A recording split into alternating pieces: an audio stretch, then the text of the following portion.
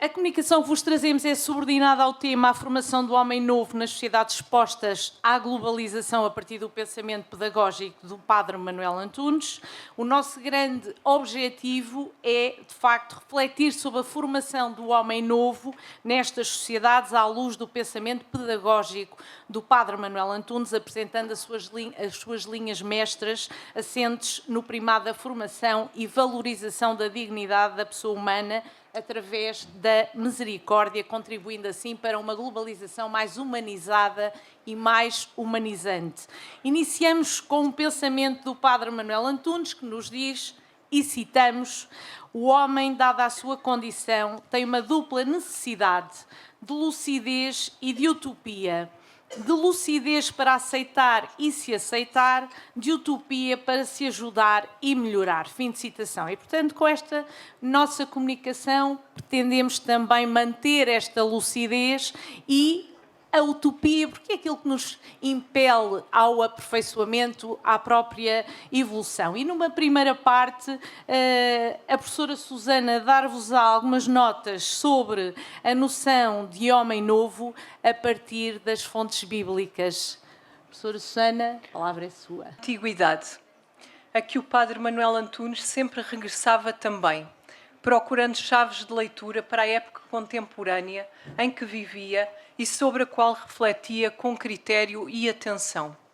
José Frazão Correia, em releitura atenta sobre o Antigo Testamento, desvenda-nos a primeira pergunta da Bíblia, colocada na boca de Deus.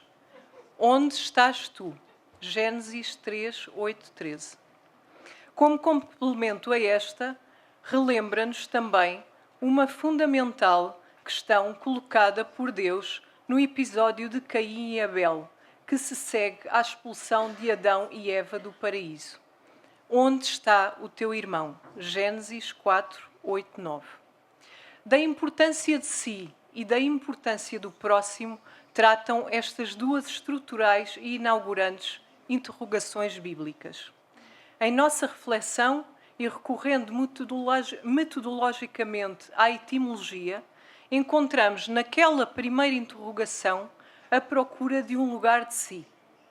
A questão onde estás tu, ou seja, qual o teu lugar, qual o lugar de ti, remete-nos, na verdade, para a ideia grega de ethos, etimologicamente a significar o lugar de si, de onde deriva a palavra ética. A segunda questão vai além do lugar de si, vai ao encontro do lugar do outro, busca o outro como irmão. Entre a mundividência da antiguidade clássica e a tradição bíblica judaico-cristã, assiste-se a uma transição de mentalidades no modo de encarar o outro. À ética grega, da busca do lugar de si, ainda que assistido pelos laços da filia, mas sempre vivida entre pares, segue-se a tradição judaico-cristã, de aproximação e encontro do lugar de si com o lugar do outro. Aproximação e encontro manifestar-se-ão no espírito cristão como vias abertas para os valores da igualdade e da dignidade de cada um e de todos os seres humanos, independentemente da sua condição, em qualquer espaço e em qualquer tempo. Na verdade, com o advento do cristianismo, dá-se a emergência da valorização do ser humano, no seu estatuto especial de detentor de uma marca intrínseca à sua natureza, feita à imagem e semelhança da natureza divina, Imago Dei. Surge assim um homem novo, por oposição à tradição clássica. A recusa do homem velho e a emergência do homem novo expressa-se no seguinte passo do texto bíblico, e citamos, ainda que a citação seja um pouco longa. Eu, prisioneiro no Senhor, exorto-vos, pois, a que procedais de um modo digno do chamamento que recebestes, com toda a humildade e mansidão, com paciência, suportando-vos uns aos outros no amor, esforçando-vos por manter a unidade do Espírito, mediante o vínculo da paz. É isto, pois, o que digo e recomendo no Senhor. Não volteis a proceder como procedem os gentios, no vazio da sua mente. Vivem obscurecidos no pensamento, alienados da vida de Deus, devido à ignorância que neles existe e ao endurecimento do seu coração.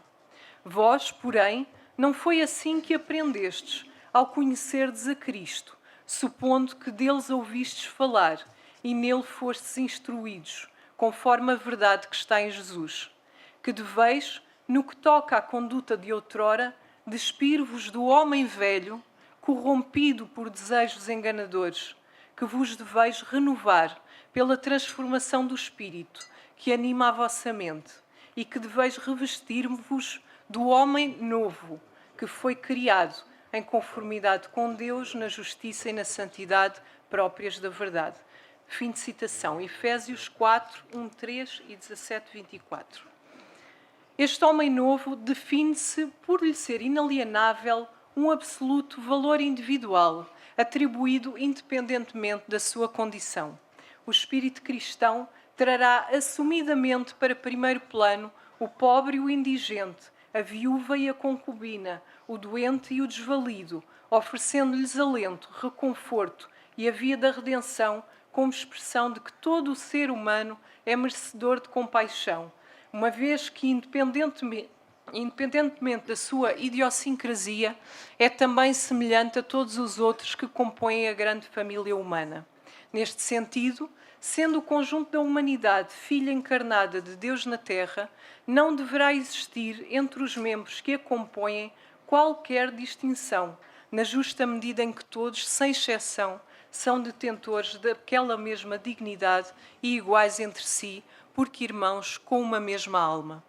São Paulo dirigiu aos Gálatas uma das frases que, atravessando os tempos, traz aos dias de hoje o espírito fraternal, cuja formulação nos remete para a construção atual da linguagem dos direitos humanos. E cito aquela passagem, aquele passo tão conhecido dos Gálatas: não há judeu nem grego, não há escravo nem livre, não há homem e mulher, porque todos sois um só em Cristo Jesus. Gálatas 3:28. Este famoso passo bíblico confirma aquela expressão de igualdade na diferença que Manuel Alexandre Júnior destaca e que o Novo Testamento, na sua perspectiva, revela. Neste sentido, a antropologia bíblica revela-nos o lugar especial do humano no quadro da mundividência terrestre. A Terra é o lugar da humanidade, o seu lugar de pertença, mas ele comunica com o lugar superior de Deus por meio do Espírito. Na Bíblia, em especial no Novo Testamento, consagra-se a emergência do ser humano em igualdade com toda a humanidade, dotado de liberdade, recusando a corrupção dos antigos e em espírito de justiça e de paz. O Evangelho anunciado por Cristo traz aos homens e às mulheres a sua emancipação como seres iguais e livres. Um novo homem, o homem novo, capaz de espírito de fraternidade, em comunhão com Deus e com os outros. E agora passo a palavra. Então, agora, continuando, o Padre Manuel Antunes é, de facto, considerado um dos pensadores mais importantes da cultura portuguesa do século XX.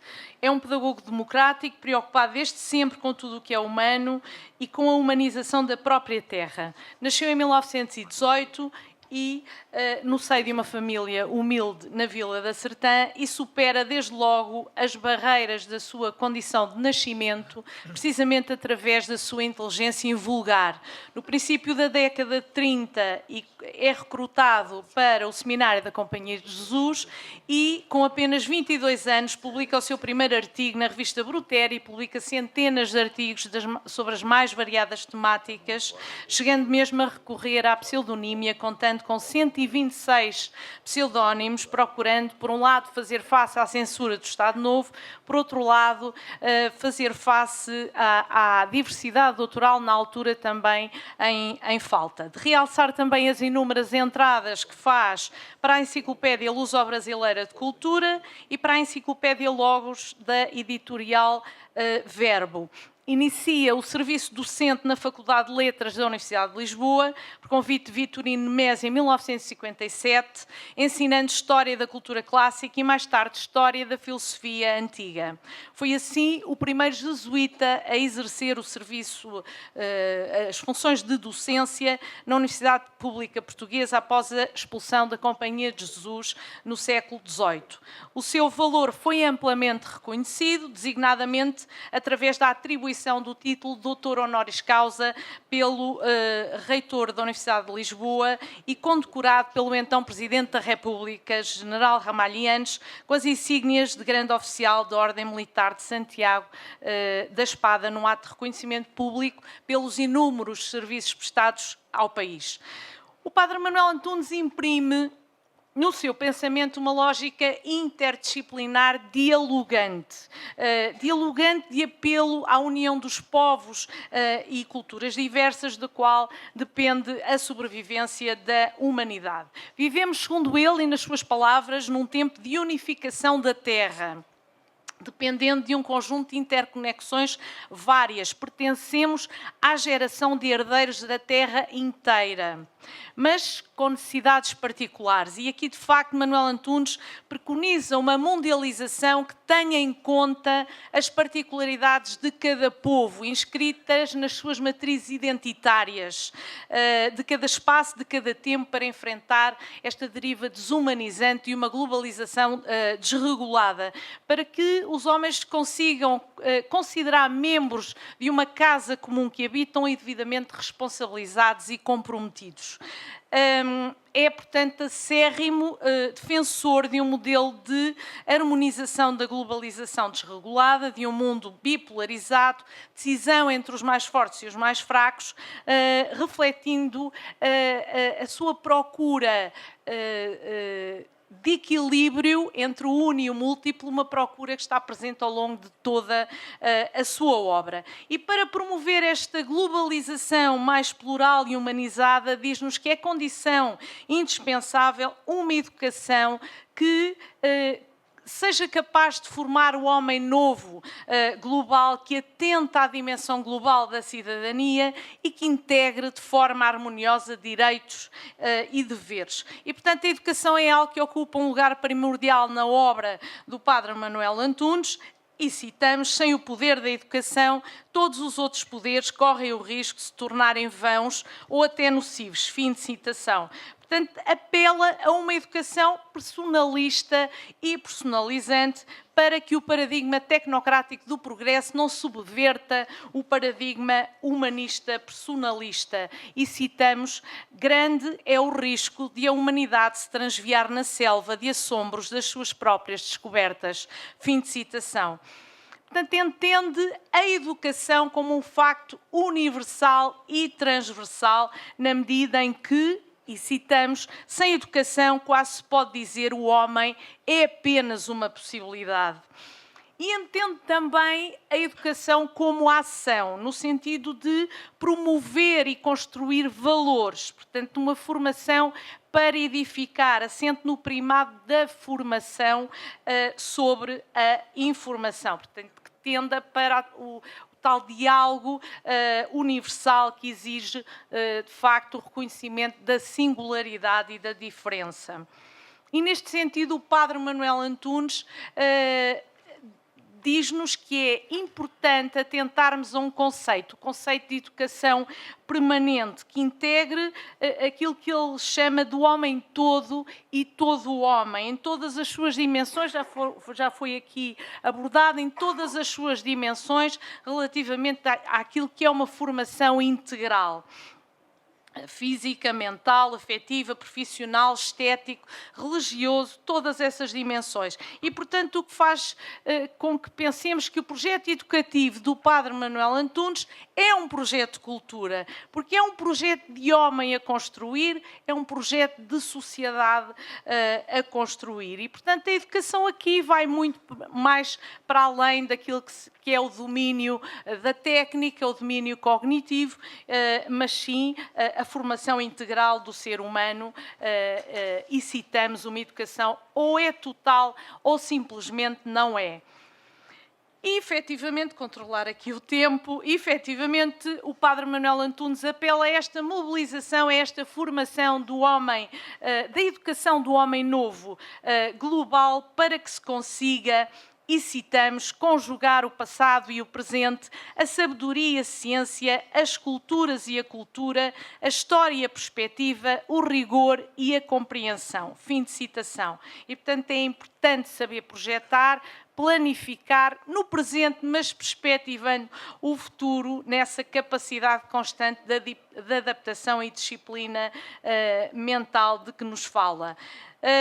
E, neste sentido, a educação não pode descurar a questão dos valores. Esta é a questão para Manuel Antunes. A questão são os valores e, portanto, apela, de facto, a que façamos uma reeducação e que nos preocupemos com aquilo que é a revolução moral que deve acompanhar todas as outras, a revolução política, social e cultural.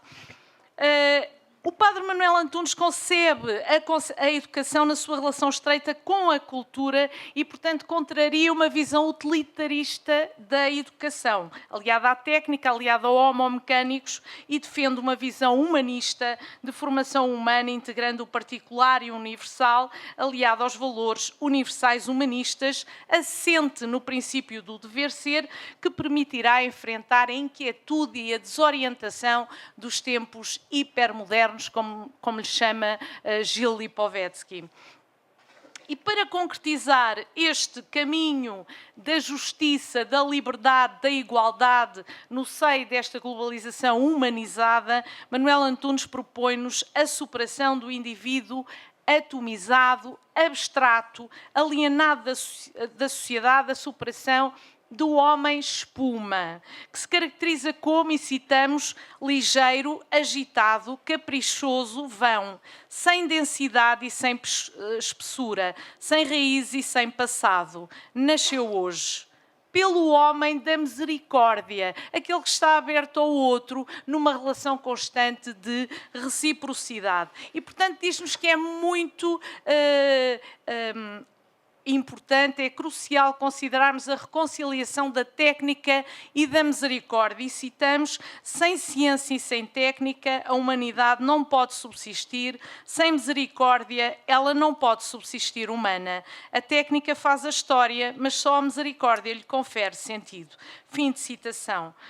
E, portanto, é pela misericórdia que o homem consegue evoluir daquilo que se chama de multidão solitária e enfrentar este individualismo. A visão antoniana funda-se assim na ideia de um homem esperança, promovendo um humanismo fundado na esperança. E, por isso, diz-nos que é preciso que façamos esta reeducação para que consigamos viver uma existência autêntica, uma existência integral. E, neste sentido, e face ao panorama das sociedades atuais globais, citamos José Eduardo Franco. O mundo atual precisa de atualizar e ativar a força mobilizadora através de uma nova utopia em favor de um mundo unido, assente no homo fraternos, fim de citação, capaz de construir naturalmente a cidadania universal, indo ao encontro de uma globalização de rosto humano, como lhe chama também. E destacamos em linha dos 7 princípios que enumera 2, que o primeiro, desenvolver o sentido de humanidade, que é diversa, que é plural e, portanto, contrariar esta tendência para a uniformização, para a homogeneização. E o outro, sensibilizar para a transcendência, ou seja, uma visão do ser humano para além daquilo que é palpável, para além daquilo que é visível, que tem que ver com o cuidar de si, o cuidar do outro, o cuidar do mundo que o rodeia. Em conclusão, apesar do léxico da época não fazer parte o conceito de globalização, o Padre Manuel Antunes incita-nos a pensar globalmente, de uma forma interdisciplinar, dialogante, articulando os saberes, por forma a estabelecermos esta interligação harmoniosa entre a globalização, entre a educação e entre a espiritualidade, apelando ao longo de toda a sua obra ao sentido de globalidade. E, portanto, continua a oferecer-nos chaves de leitura para podermos interpretar o mundo em que vivemos, nas suas mais variadas perspectivas filosóficas, políticas, religiosas e culturais. É, de facto, um visionário, é inspirador, ao antever problemas do nosso tempo, numa visão perspectiva, dialogando com os vários saberes. Concordamos com o Padre Manuel Antunes, que nos diz que o caminho para humanizarmos a globalização é a educação, e também concordamos com o seu pensamento quando nos diz que um grande desafio é tornar o ensino mais simbiótico com a sociedade, no sentido de formarmos cabeças bem feitas ao invés de cabeças cheias. E, portanto, é necessário educar para esta formação integral, para esta melhor intercompreensão do local e do global, educando para a era planetária que é de facto a nossa, o que implica naturalmente um pensamento global e um pensamento complexo, nem sempre fácil de concretizar, porque é a quantificação que